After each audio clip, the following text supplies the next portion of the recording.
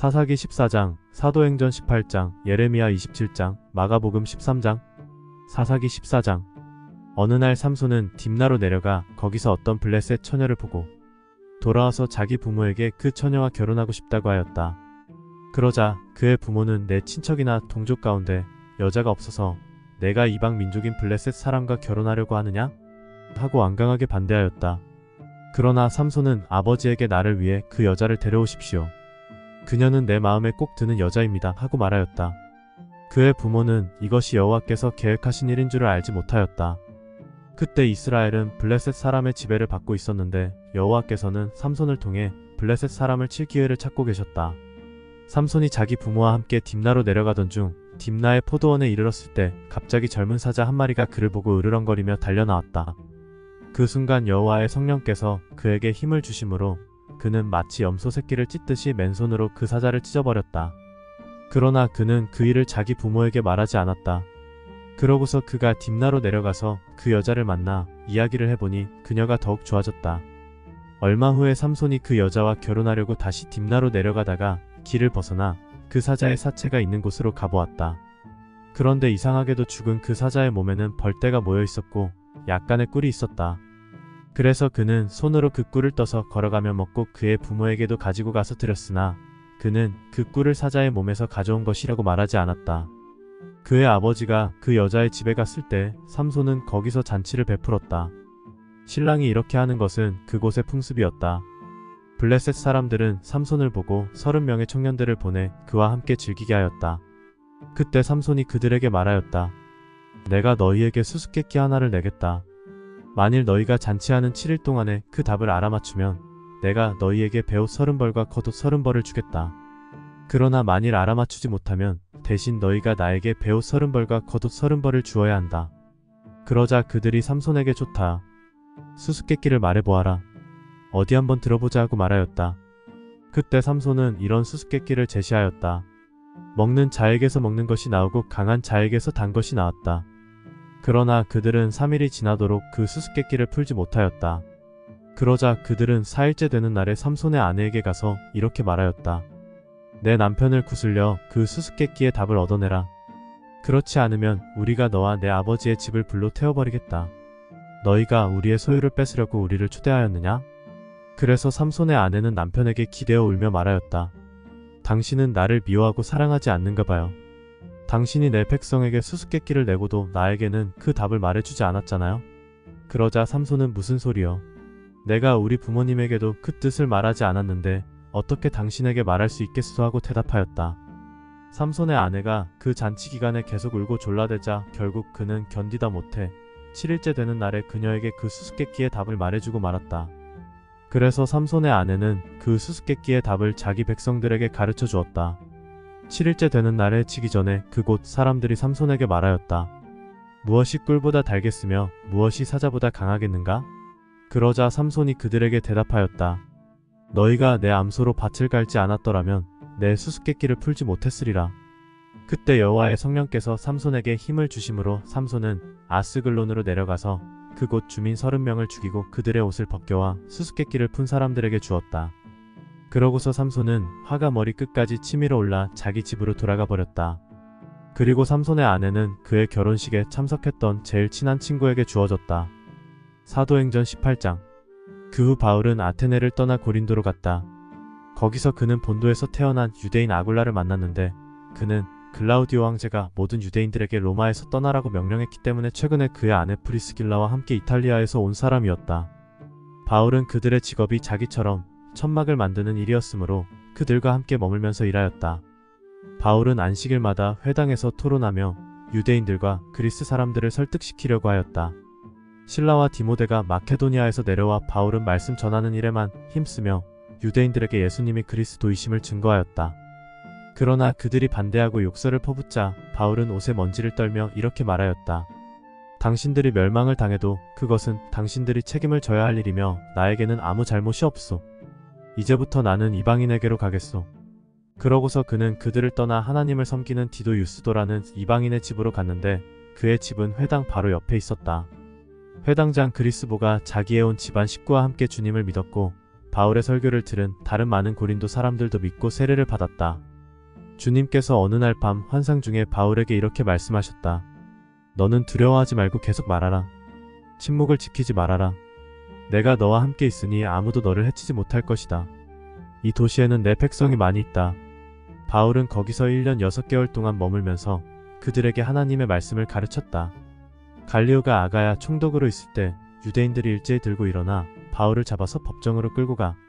이 사람이 율법에 어긋나게 하나님을 섬기라고 사람들을 설득하고 있습니다. 하고 고발하였다.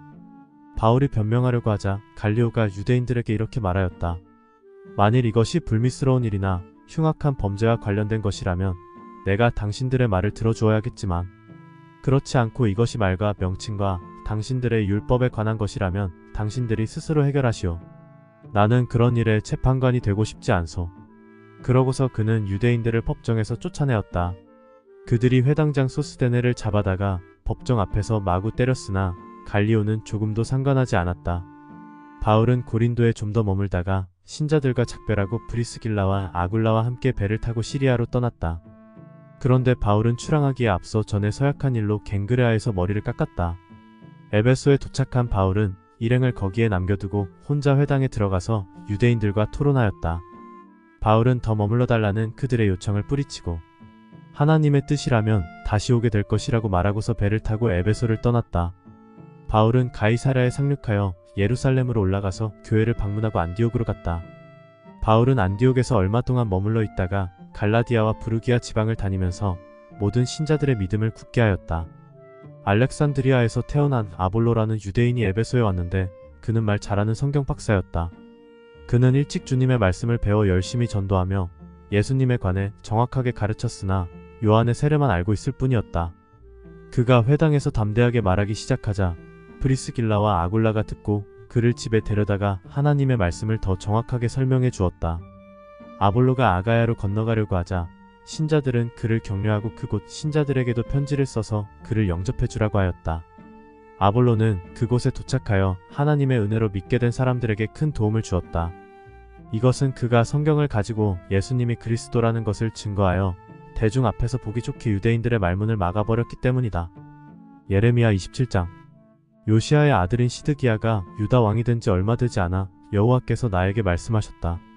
너는 여러 줄과 멍에를 만들어 내 목에 걸고 시드기야 왕을 만나러 예루살렘에 온 사신들에게 그것을 주어 에돔과 모압과 암몬과 두로와 시돈 왕들에게 전하게 하고 그 사신들에게 이렇게 말하라. 여러분은 여러분의 왕들에게 가서 전능하신 여호와 이스라엘의 하나님이 이렇게 말했다고 전하시오. 나는 큰 능력과 힘으로 땅과 그 위에 있는 사람과 짐승을 만들었다. 그래서 내가 원하는 사람에게는 누구에게나 땅을 주었다. 이제 내가 이 모든 땅을 나의 종인 바빌로니아의 느부갓네살 왕에게 주었고 또 모든 들짐승들을 그의 소유로 주었다. 모든 나라들은 바빌로니아가 망할 때까지 그와 그의 아들과 그의 손자를 섬길 것이다. 그의 시대가 끝나게 되면 강대국들과 그 왕들이 바빌로니아를 정복하고 그를 자기들의 종으로 삼을 것이다. 나 여호와가 말한다.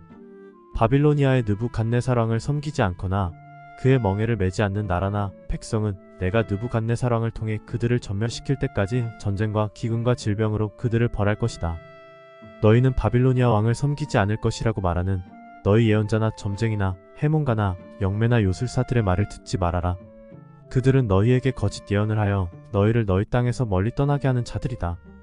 너희가 만일 그들의 말을 들으면 내가 너희를 추방하고 망하게 할 것이다. 그러나 바빌로니아 왕의 멍에를 메고 그를 섬기는 나라에 대해서는 내가 그들을 자기들의 땅에 머물러 경작하며 그대로 살게 할 것이다. 나는 또 유다의 시드기야 왕에게도 이렇게 말하였다. 왕은 바빌로니아 왕에게 복종하여 그와 그 백성을 섬기십시오. 그러면 살 것입니다. 어째서 왕과 왕의 백성은 전쟁과 기근과 질병으로 죽으려고 하십니까? 여호와께서는 바빌로니아 왕을 섬기지 않는 나라를 그렇게 죽이시겠다고 말씀하셨습니다. 왕은 바빌로니아 왕을 섬기지 말라고 하는 예언자들의 말을 듣지 마십시오. 그들은 거짓 예언을 하는 자들입니다. 여호와께서 이렇게 말씀하셨습니다. 내가 그들을 보내지 않았는데도 그들은 내 이름으로 거짓 예언을 하고 있다.